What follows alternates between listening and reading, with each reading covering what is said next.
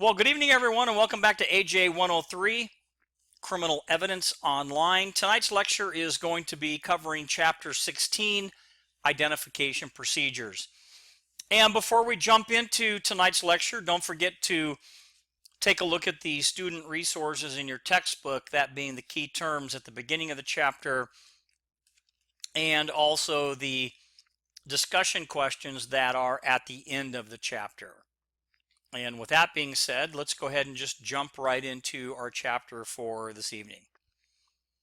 So our featured case, in 1983, a 27-year-old woman was raped by two men in Dallas, Texas.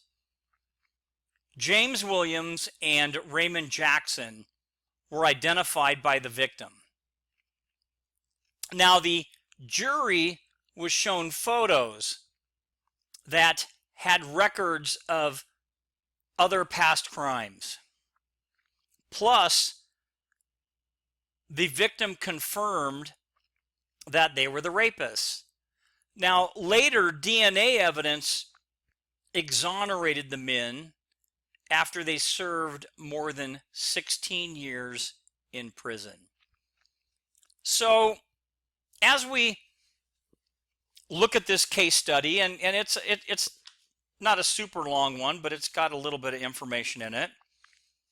Start asking yourself some of these important questions. How could a rape victim be wrong about who committed such an assault? And were there any constitutional violations that made a mistaken identification possible? And what weight should we give to eyewitness identifications at trial? Now, probably one of the most well-known cases of misidentification, if you will, is the case of Ronald Cotton in 2006. Now, I have two videos, and both are important, but if you're going to pick one, they're both of the same case. Watch the first one that talks about the actual crime in the case, and you're going to be just surprised at how this case plays out. And this is a huge misidentification case. And don't get me wrong, a lot of people, they use the phrase, well, this person was wrongly convicted, and usually they point to law enforcement, or sometimes even the courts, but sometimes, like in the case of DNA, let's say, years and years ago, we didn't have the ability to process DNA like we do today. So all that the courts could rely on, and law enforcement as well, was other evidence and then testimony from people and witnesses and victims. And that still happens today, even in cases that don't involve DNA. Now, DNA is a great thing. It can either convict someone or show that they in fact weren't the person that committed a crime. But this is a good case for you to watch, and you'll find out why after you watch it. So do me a favor and watch the Ronald Cotton case. And the weird thing, I guess, or ironic part about it, if you will,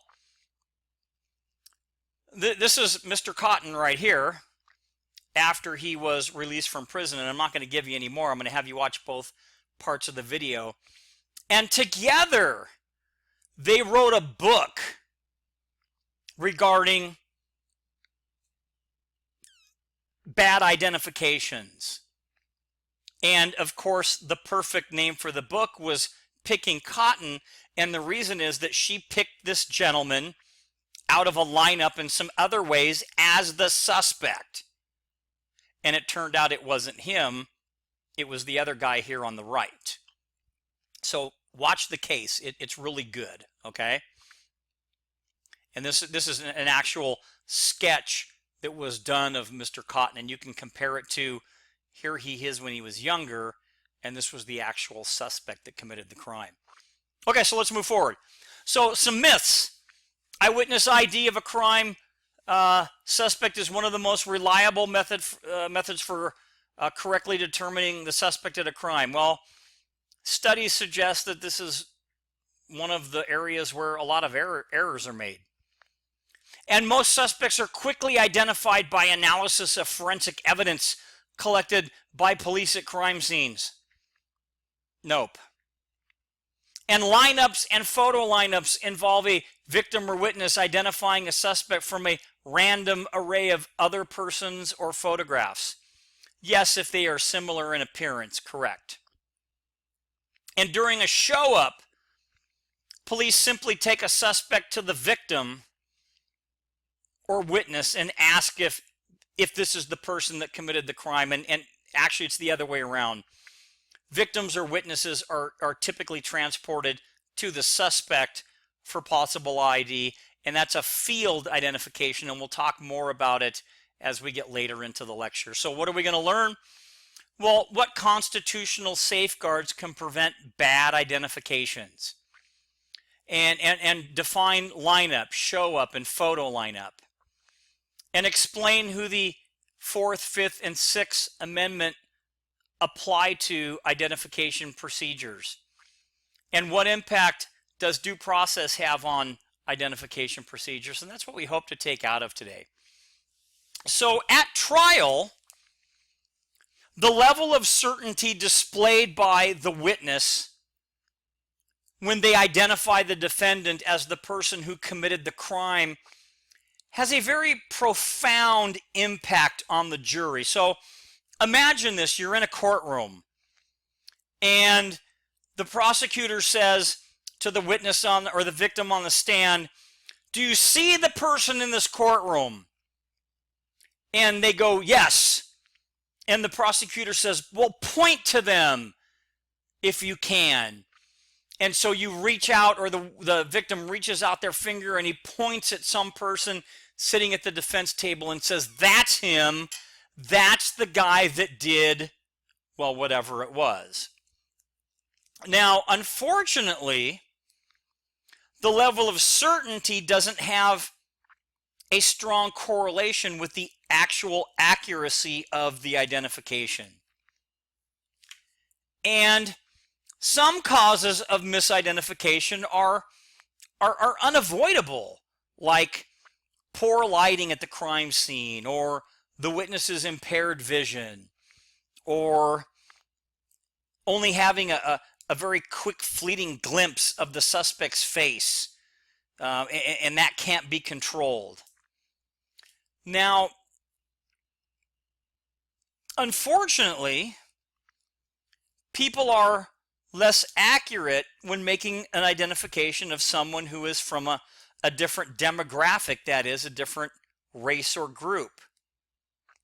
So that could actually play a role in this as well. There are those that just can't identify someone from a particular group. They have a hard time doing that.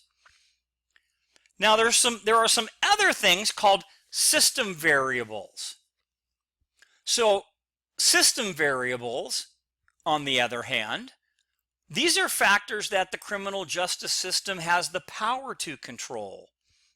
And they include how identification procedures are conducted, and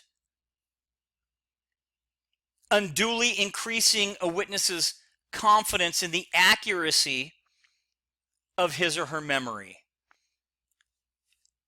So, finally, and along the same lines of what we're talking about with system variables, failure to use these appropriate procedures to control system variables may result in testimony not being admissible at trial. So we've got a lot of stuff here, and we're going to talk about quite a bit of things as well. So the Supreme Court recognized that for most identification procedures, or that most identification procedures, contain some element of suggestiveness. And for that reason, it is mandated that police take precautions, again, to protect a suspect's constitutional rights when asking eyewitnesses to identify a criminal. Now, testimony about an identification procedure infected by improper police conduct is inadmissible if there is a substantial likelihood of what they call irreparable misidentification.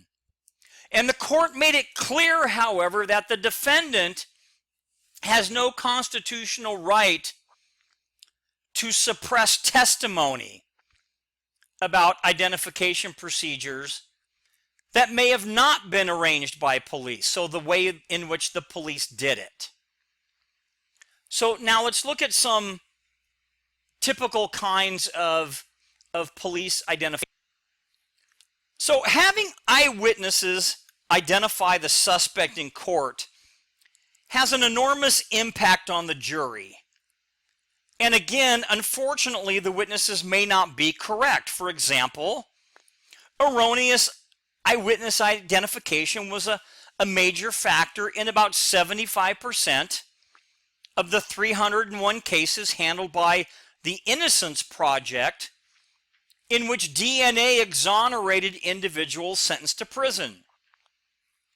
Now, there are 3 basic procedures used by law enforcement to provide victims or witnesses an opportunity to identify the person who committed the crime. And these are lineups, show-ups, and photographic lineups. And when we talk about show-ups, this is really, in today's terminology, would be more of field identifications or field show-ups. Now, these terms are defined for the purpose of this chapter to avoid confusion with other terms. And appropriate procedures for each one of these, we're going to kind of go over. So what's a lineup? Well, a lineup is a procedure in which the victim or eyewitness is asked to view a group of people and tell police if the person who committed the crime is there. And many police departments and jails have viewing rooms set aside for this purpose that have marks on the wall to indicate height and special effects lighting that can simulate whatever illumination existed at the crime scene, although you don't have to. And one-way mirrors so the suspects can't see the people that are making the identification.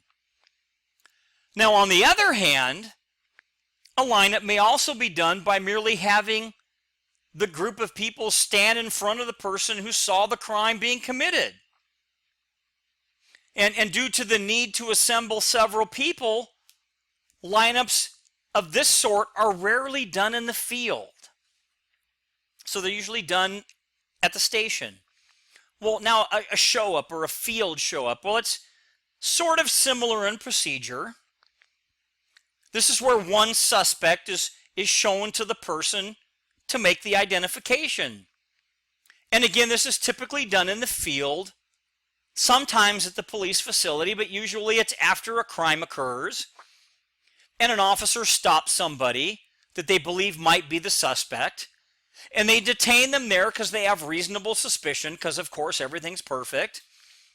And they maybe have another officer go to the store and pick up the victim of the crime, and they bring the victim over, and because it's happening in the field, they call it an infield show up, and the victim or the witness is either able to identify the person or not. And then finally, we have a photographic lineup, and this involves showing pictures. And here, the suspect does not need to be in custody when this is done. And it may be done by handing the witness a few carefully selected photos, or by allowing him or her to look through maybe a mug book or even a high school yearbook that can be used to locate maybe a juvenile or a young adult. And although photographs come from and may come from many sources, booking pictures or photos are most frequently used because police have easy access to them because they're in like a database. Every time someone gets booked, we keep things digitally now. Now imagine years ago, they used to be just like photos that were hard copy photos, and that made it more difficult.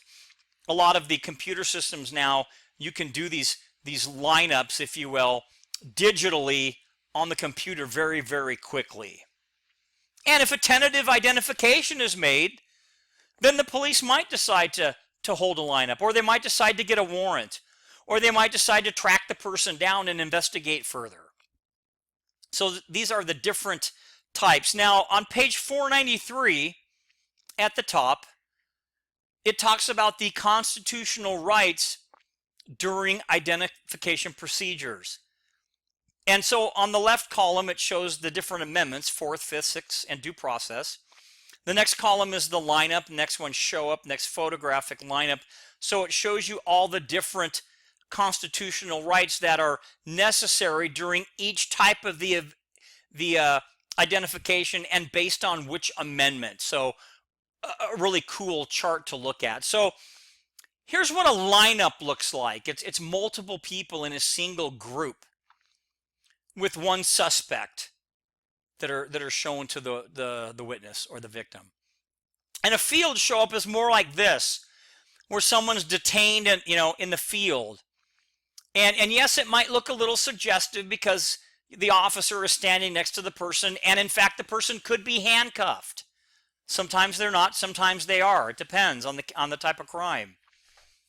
But a single suspect is shown to the witness or the victim, and they are to either identify or not identify the person. And a photographic lineup, like I told you, computerized, makes it a lot easier. And typically it's 6 photographs, and it can be more. Typically it's not less. And these photographs are shown to the witness either in groups of like 6 or something that's kind of new called sequential identification, with the suspect being one of these. And I'll talk more about that sequential ID in just a minute. Now, having an eyewitness, again, identify a suspect in court has an enormous impact on the jury. And why do you think that is? Well, I'm going to let you answer that, and let's see if you can kind of get it right.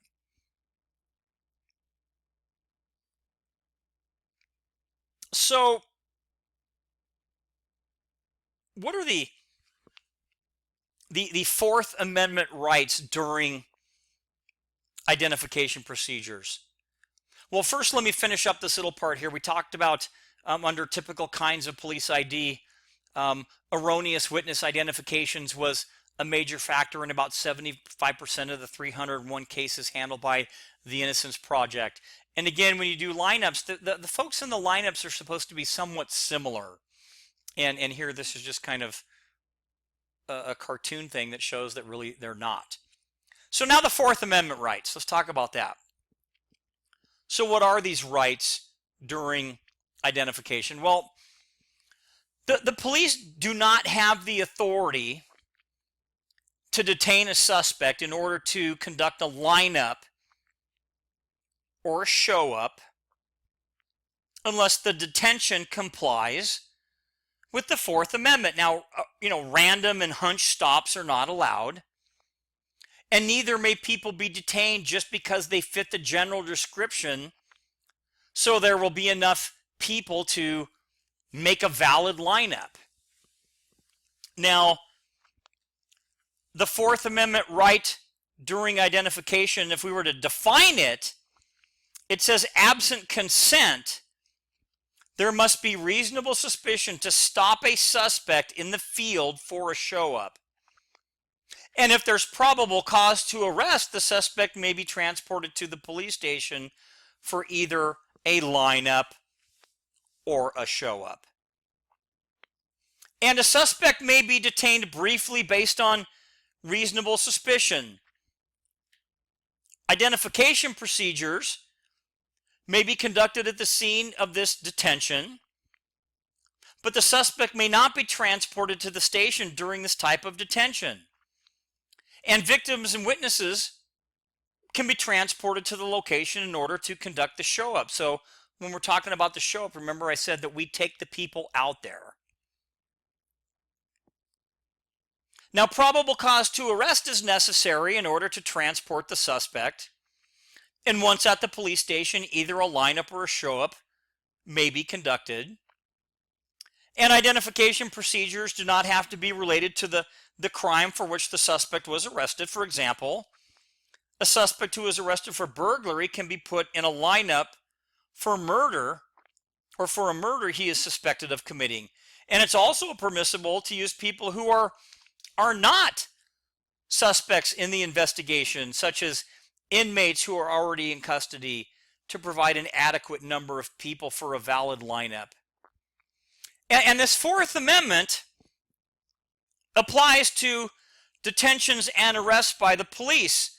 So photographic lineups or photo lineups are normally conducted using pictures that the police already have in their files, and no one is detained in order to conduct this type of procedure. And for this reason, Fourth Amendment rights do not apply to photo lineups. And you can do a photo lineup whether you think a person is a suspect or not. If you just kind of have a hunch, even though you're not supposed to detain on a hunch, but you can put, if you believe somebody's involved in criminal activity and you have a photo, just that is enough to allow you to at least do a photo lineup to help you continue forward with your investigation. Well, what about the Fifth Amendment now? So we talked about the Fourth. Well, being identified by an eyewitness is very incriminating. We know that. And unfortunately for the criminal, this is not enough to activate the Fifth Amendment. The privilege not to incriminate oneself only applies to testimonial communications. Remember, we talked about that. So if we were to define this as it relates to identification, the Fifth Amendment, it would be: a suspect has no Fifth Amendment right to refuse to participate in identification procedures. He or she may not refuse to pose, wear specific clothing, or even give voice exemplars. So, in the United States versus Wade and Gilbert versus California cases, the Supreme Court held that a legally arrested person has no Fifth Amendment right to refuse to participate in a lineup. Now, neither may he or she refuse to put on clothing similar to what the suspect wore when the crime was committed. And the suspect can also be required to walk or take a particular stance or make gestures that the witnesses reported were made during the commission of the crime. And distinctive features can also be added if necessary. And voice exemplars are not covered by the Fifth Amendment. So when giving a voice exemplar, the suspect is required to speak, but what if he or she is not incriminating because he or she is speaking from the script? Therefore, the content of the speech is not incriminating. So for this reason, participants in a lineup can be required to repeat what the victim claims the criminal said during the commission of the crime. Example: put the money in the bag. Now, sometimes it's tough to control somebody maybe trying to disguise or alter their voice, but for the most part, you do the best you can when it comes to that. And then, as I said at the end there, distinctive features may be recreated if necessary to make all participants in the lineup appear to be similar. For example, if the crime was committed by a person with tape on his face, tape may be put on each participant's face. A makeup artist can create realistic scars and tattoos and such. And wigs and toupees and fake beards may be used as long as they closely resemble what the eyewitness described. Now, obviously, this can't be done if it harms the people participating in the lineup. So here's the United States versus Wade. So Billy Joe Wade was arrested for bank robbery, and Wade had counsel appointed to represent him. Now, Wade was compelled to appear in a lineup without counsel being present and was identified as the robber. Now, on appeal, the Supreme Court ruled that counsel must be present, or it may constitute a violation of the Sixth Amendment, not necessarily the Fifth. So kind of an interesting case. So when you talk about right to counsel, generally a suspect has no right to counsel present at like, especially at like photo lineups, especially, or even, infield show-ups. But typically, after an arrest, counsel may be present. So generally speaking, the suspect has no right to have counsel present, but after the arrest, counsel may or probably should be present. And in this case, though, counsel, they don't run the lineup. They get to observe the conditions in which you're doing the lineup, and if they have some type of objection, they can do it later in front of the judge. So the suspect, again, has a right to counsel during a lineup only if the adversary court proceedings have begun, and typically after the arrest, in the arraignment, we're in that area, and that's Kirby versus Illinois. And this usually occurs at the arraignment or the indictment. And although the Supreme Court has not explicitly addressed the right to counsel at show-ups, it can be inferred that the suspect has the right to an attorney to be present only if he or she has already been arraigned or indicted. Now, in Moore versus Illinois, this case held that the defendant also has the right to have counsel present during in-court identifications. And this applies when a witness is asked if the person who committed the crime is present in the courtroom, kind of like I told you how someone picks somebody out. And the same rule is used at arraignments, preliminary hearings, and trials. Oh, well, that was kind of weird. Apologize for that. So here's the Kirby versus Illinois case. So here, William Shard was robbed by two men. And police stopped Thomas Kirby, who was arrested and taken to the police station. And in a show-up, Shard identified Kirby as the man. And in this case, however, it was not a violation of the Sixth Amendment right to counsel, because the show-up occurred before the beginning, remember what we talked about, of the criminal prosecution, the arraignment, which is typically kind of what it is. And Moore versus Illinois, so Moore was arrested for rape. The victim was shown Moore after hearing evidence of his guilt.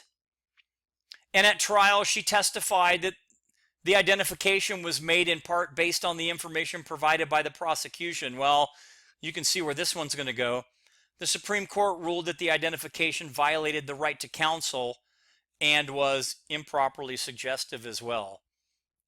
So let's apply kind of the law in what a witness, can know. Is it improper for a witness to have information about a suspect the police hold?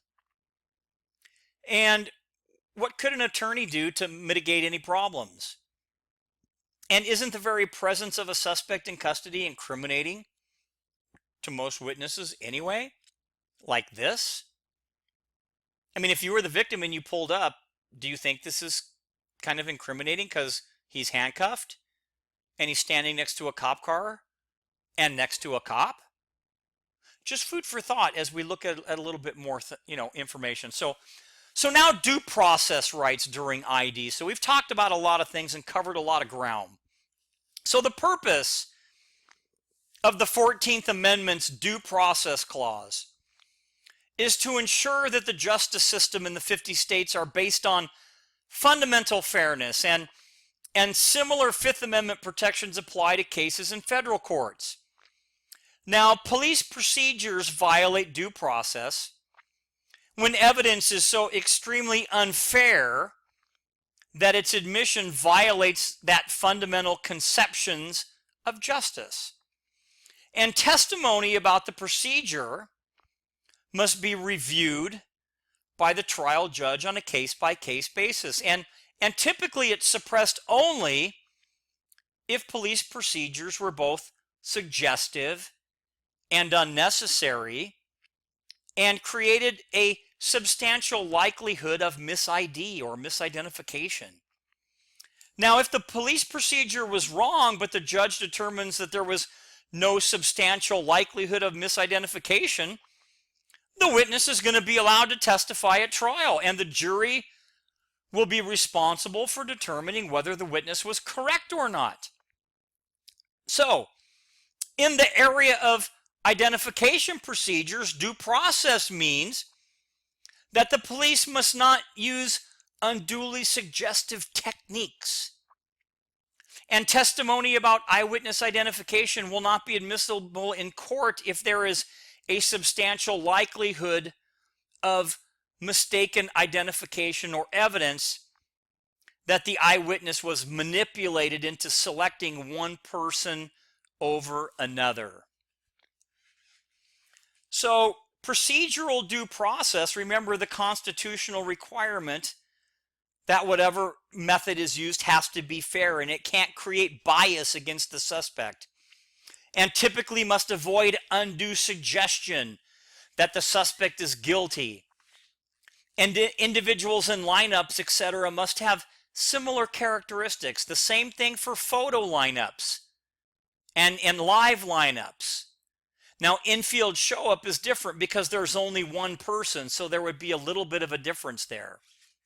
So if we look at these pictures, if you look at the top, now that one sort of satisfies due process because at least they all appear to be male, and there's a couple of tall ones and a couple of short ones, etc. And we don't see their faces here. But the one on the bottom is pretty easy to figure out. And why would it be unduly suggestive? Well, maybe because everybody is wearing something different. At least in the top one, everybody has a long sleeve like shirt or sweater and slacks and shoes. Well, here you have a jacket. Oh, and here you have a female. And here you have a zip-up jacket. And a female with a Yankees jersey. And like a suit with a tie. Everybody's different. That is unduly suggestive. Kind of like this picture here where a lot of people look the same except for maybe the guy in the middle who's the suspect. And I have a video about witness identifications and suggestiveness right there that you can click on and you can go to. Or here's another lineup. And this is fairly old, but for the most part this would be a pretty okay lineup in a sense that they're typically kind of all wearing the same thing, and they're actually almost all of the same height, if you will. So not too bad. Well, like what about this one? Yeah, that would be a little suggestive. So Foster versus California. Foster was accused of robbing a Western Union office. And in the first lineup, Foster, who was 6 foot tall, was in a lineup with two smaller men. And the witness was also shown Foster alone. And later in the second lineup, the witness was shown Foster and 4 different men. Now the Supreme Court held that the difference in the possible suspects, the show-up, and the repeated viewing were unnecessarily suggestive. So that's the Foster case. So let me cover a couple of other things as it relates to due process and photographic lineups, and then we're going to kind of jump into some recommended guidelines, if you will. So when we talk about due process rights at lineups and photo lineups and photo lineups have many of the same problems. Nothing in the way of these procedures are conducted may point to one individual, and this usually involves two areas: how the participants are selected and how the witness is handled. Now, one of the first rules is that there must be an adequate selection of persons with similar characteristics. And using 5 to 7 individuals is recommended. And the participants are usually drawn from the jail population or employees working near the viewing room, etc. And each of them must match the general description, as I said, of the suspect of the crime. And then we also know that it's going to be pretty much impossible to find 5 identical matches. So because of that, we just have to make sure that we don't show something that is unduly suggestive like I showed you in those pictures. Now, if any participant in the lineup has a particularly noticeable scar or tattoo, the lineup could be invalid unless something is done to either hide or simulate the characteristic on all the others. And again, we talked about makeup artists that can be used for this purpose, etc. And in a photo lineup with digital photos, computer systems can actually add things. So it could be the same. You could use that on a computer, or you could use these types of fixes, if you will, on a live lineup, but you can't like draw it on with your hand. So computer-based, like adding a scar or something to a digital photograph, and they all have the same thing, that could be okay. Or of course, in the live lineup, that would be okay. So, and we talked about, similarly that hairstyles and facial hair should sort of be the same. And you can use wigs and fake beards and everything like that. And then I showed you some pictures as well. And also in a few states like New Jersey and Illinois, they've abandoned the traditional lineup called a simultaneous lineup in favor of a procedure where the witnesses view the individuals in a lineup at one time, or one at a time, and that's called a sequential lineup. And these decisions are based on research by psychologists that indicate that the chance of a false positive is reduced by this sequential viewing, and I'll show you an example in a minute. And not all the authors, though, agree with this conclusion. So what about some recommended guidelines? Well, let's do this. So only one suspect should be included in each lineup, and all fillers should be physically similar, the people, or even the photos, and rotate the location of the suspect each time, which means don't always, if you have more than one person, don't keep that suspect in the same spot. You can, but you should rotate them. Use a minimum of 4 fillers. New suspects require that new fillers be used. And fillers need not to be uniformly similar to the suspect, and any unique characteristic should be copied or can be copied. And then we talked a second ago about this thing called sequential lineup, and this is an emerging trend in a lot of different states. Now, I mentioned New Jersey and Illinois. Well, Maryland, Georgia, I put Maryland in there twice, sorry, West Virginia, Connecticut, North Carolina. So there's a lot of trend going on for what they call sequential lineups. And this seems to eliminate false IDs. And first, a police officer unconnected with the case is given the photographs, one of which is the suspect. And the officer is not told who the suspect is. And the photographs are then shown to the witness in sequence instead of all 6 at a time. So it kind of looks like this. So let's just say that Officer Jones made the arrest for robbery, and I just happened to be a detective in the station. Well, he would come get me, and I don't know anything about the case. I would get the admonishment forms, and I'll show you what those are in a minute. But I would be the one to do the sequential lineup because I don't know the case, and honestly, I don't know which one is the suspect, and they don't tell me. And I will do these one at a time. So I'll show this photo of the suspect. well, let me just say that this is the photo of the suspect, okay?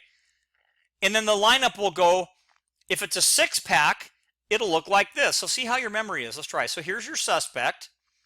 It's this dude. And here's a 6-pack or a photo ID, and see if you can pick them out. Okay, you got him yet? In a sequential lineup, it would go like this. This picture would be shown. This picture would be shown. This picture would be shown. This picture, and that picture. And that's a sequential lineup. Now, I would suggest, I have a really good video of sequential lineups done by a police department back east. Watch this video and see how they do the sequential lineup. It's actually very intriguing how they do it. And after each photograph is laid down, the person has to say it's either yes, the suspect, or not. And the person showing the photos has to go through all the photos, even if they identify the first photo as the suspect. So it's a new procedure, and it's basically meant to eliminate bad IDs. And here's a copy that I threw in of a form.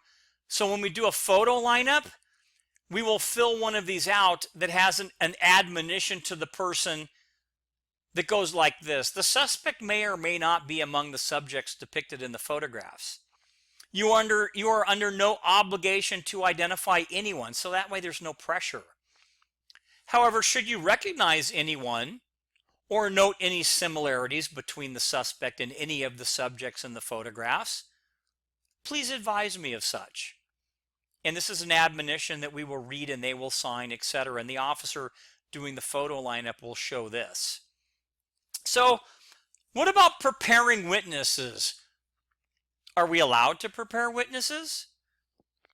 Now, care should be taken, starting with the first contact with a victim or witness, to avoid contaminating his or her memory.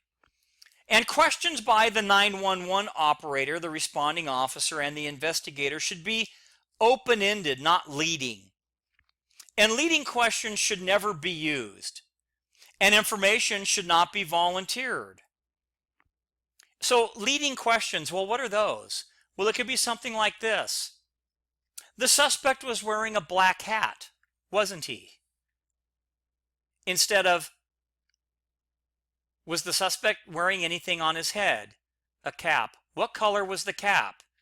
So yeah, you have to ask non-leading questions. Now, information, again, should not be volunteered. If there are multiple individuals who viewed the crime, they should be separated and questioned individually.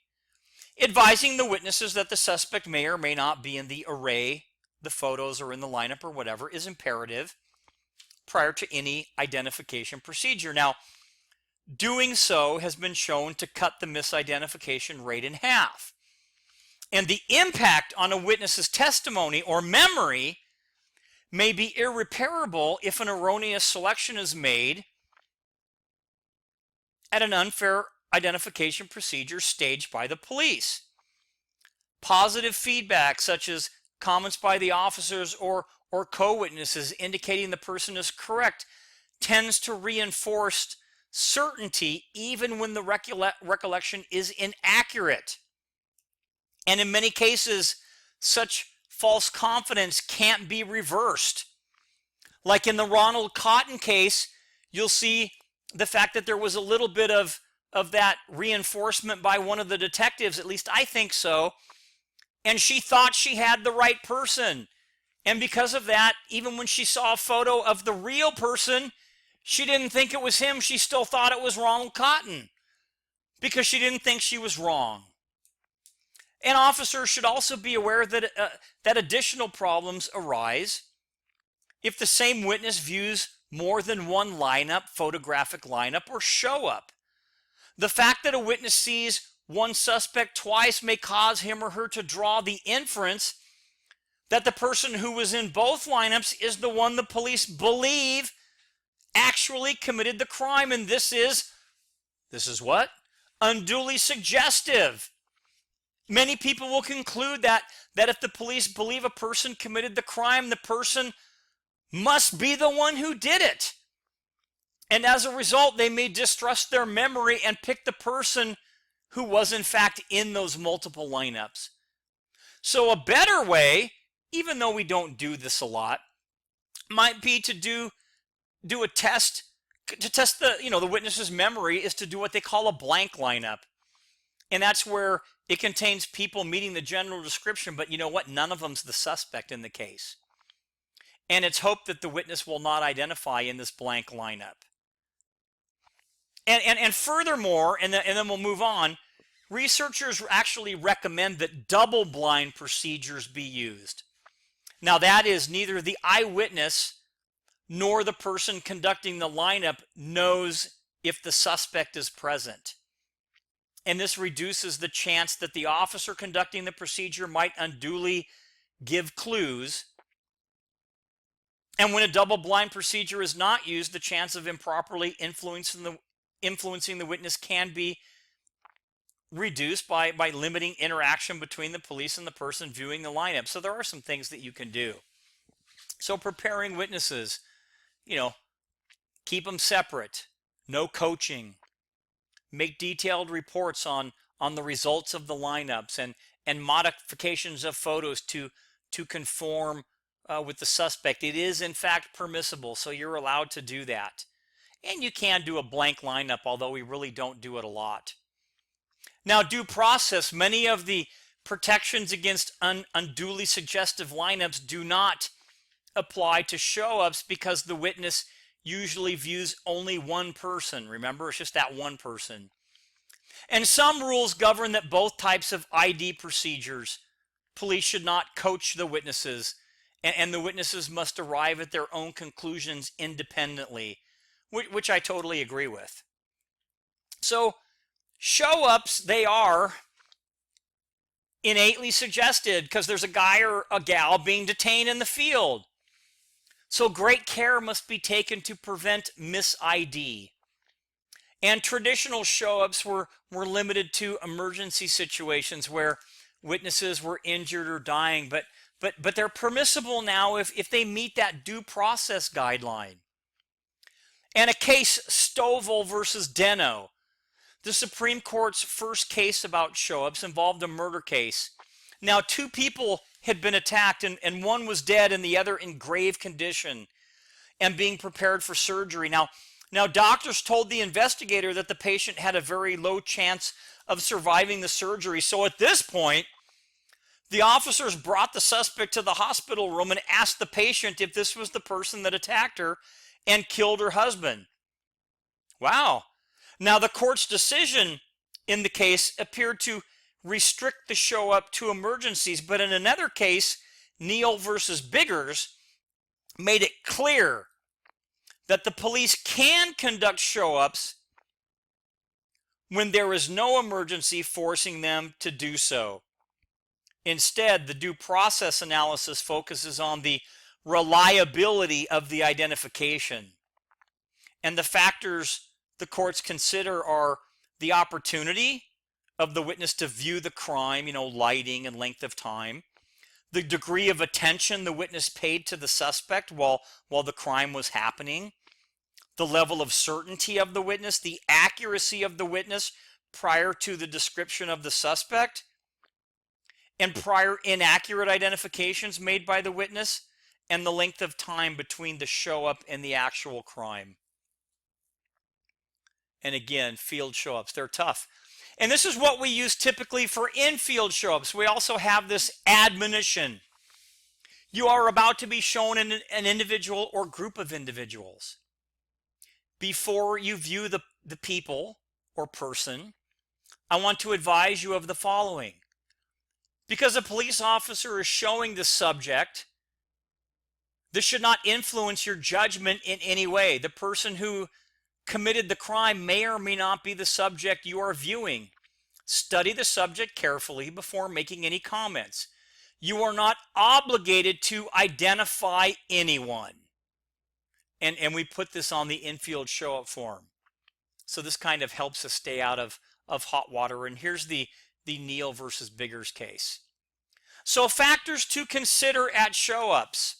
We went over those. The opportunity of the witness to view the crime, the degree of attention, the level of certainty, how close prior the identification was made, conforms to the current suspect, the type and extent of prior inaccuracies, the length of time between the crime and the lineup, and again, the court will review these in what we call a totality of the circumstances. Well, finally, what about ID at trial? Well, witnesses frequently requested, or they are requested, to make identifications at trial. And the prosecution often attempts to focus on the accuracy, if you will, of the witnesses. And the defense seeks to show misidentification, often focusing on things like eyesight or poor memory, and sometimes experts can also be called to assist with this. And when we talk about constitutional issues, if a constitutional issue is raised about an ID, they must hold a hearing about it. And this is based on the Watkins versus Souders case. And the hearing must be in camera, or it's an automatic reversal of the conviction. And fruit of the poisonous tree applies to in-court identifications. But what are some problems with witnesses then?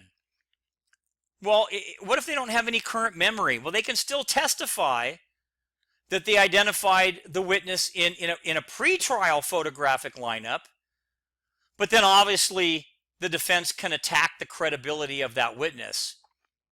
And here we have the United States versus Owens case. John Foster was attacked and suffered severe injuries, including injuries to his memory. And before the trial, he did do an identification. So he identified Owens as the attacker. And at trial, he had no memory about Owens. And the Supreme Court ruled that the pretrial ID could be admitted. So we get a little bit of leeway there. So what I did at the very end, and we'll finish with this, I made this graph or this chart. And it has all the amendments on the left side. And then it has the type of identification across, and it tells you what you have to have. So let's look at the Fourth Amendment. So here's how it works. So for a lineup, you have to have probable cause or consent to transport someone to the station, because we're talking about a lineup, a live lineup. Well, what about a show up in the field for the Fourth Amendment? Well, you need reasonable suspicion or consent to detain someone, right? What about a photo lineup? Well, there's no issues relative to Fourth Amendment because there's no detainment or arrest.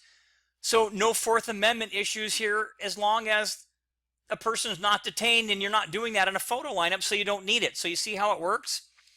And then the same with the Fifth and the Sixth, and then finally due process. So I'm hoping that that really helps you. So that's going to conclude our lecture for Chapter 16.